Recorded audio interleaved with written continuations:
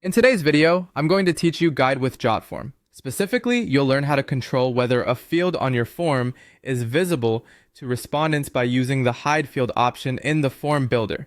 We'll walk through it using an appointment request form as the example, but the same process applies to any form you're building. Start by opening your form in Jotform's form builder. Once the builder loads, you'll see your form laid out in the main canvas with editing controls around it.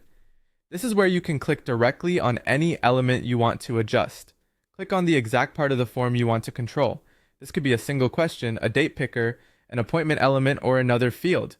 When the field is selected, you'll notice it becomes highlighted and some context options appear so you can make changes specific to that item.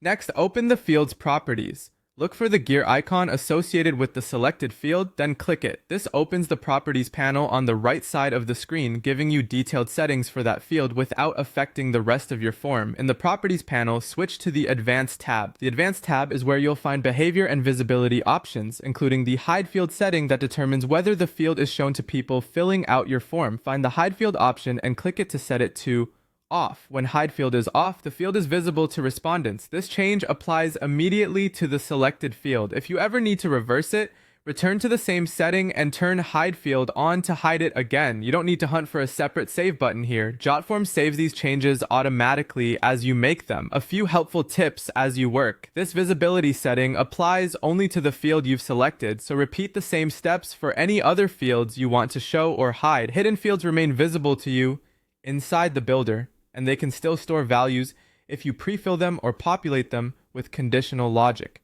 If a field is required and currently hidden, it won't block submission because respondents can't see it. Just remember to review required settings if you later make the field visible again. When you're done, use the form's preview to confirm the field appears or stays hidden as expected. If something doesn't look right, double check that you've selected the correct field and that the hide field toggle is set the way you intend. That's it. Quick, precise control over what your form visitors see, all from the advanced settings in the field properties.